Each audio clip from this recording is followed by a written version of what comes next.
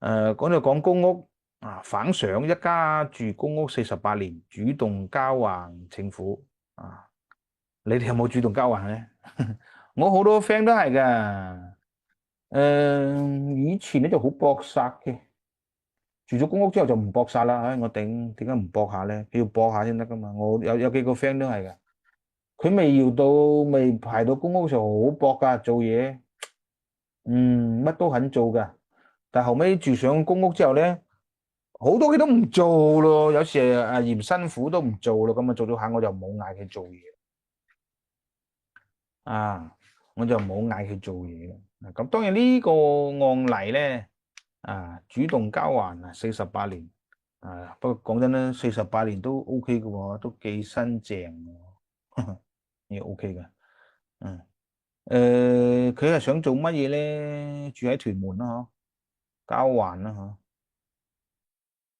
嗬。咁佢主要係乜嘢啊？佢係想自己創業啊，可能嗬。佢大概係咁嘅意思咯。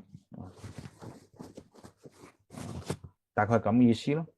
只不過好多時候咧，你住呢間公屋，當然輪到公屋咧就梗係可喜可賀啊，但係一定要都係睇翻嗰個風水好唔好？呢個風水一定要睇嘅，因為我做嘢做到咁多年啊，你用法術咧應下急係 OK 嘅，比如話應下急啊，用法術有咩發生咩事啊，用啲法科啊，用啲靈符啊搞下佢啦，係 OK 嘅，真係 OK 嘅。同埋咧，拜下神咁呢一年順風順水都係 OK 嘅。但係你想好發咧，或者好長期咁發達咧，風水一定要睇風水如果你屋企風水本來就有問題，你哪怕係用法術去搞嘅話咧，佢都會使到你個問題反覆咁出現咯。一出現你用法術壓低佢，一出現你用法術壓低佢，呢係冇問題嘅，但係你會覺得唔煩煩。或者個師傅突然間發術唔靈都有可能嘛？有嘅，有嘅，唔係下下都靈嘅，唔係神仙，記住因為每一個師傅都有喜怒哀樂噶嘛。如果佢嗰日啱好心情唔好，身體唔好，有問題出現啦，個法術壓唔住咧，咪死咯，明係咪？所以調風水啦，睇風水啦，風水好咧係唔會有問題出現嘅，係唔會有問題出現。調風水點樣睇咧？一般咁樣去睇咯，有幾個方法去睇咯。第一個，我哋入咗屋之後，你睇日光落宮有冇四害，冇四害，風水好，就咁簡單。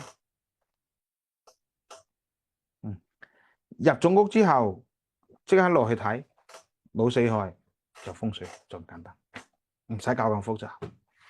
如果真係，不過當然你自己輪到個公屋，理得佢風水好唔好都要住噶。但係你係咪心裏面要知啊嘛？你一入去兜咗個圈，一起個盤，日光落宮冇四害，風水就好；日光落宮有四害咧，風水就唔靚。呢個第一個。第二個睇直符落宮，直符落宮係睇有冇龍脈嘅氣入嚟，龍脈嘅氣，直符落宮冇四害，有龍脈嘅氣入嚟。哪怕風水唔好，都頂得順嘅。呢個第二個判定標準。佢就講咁多啦。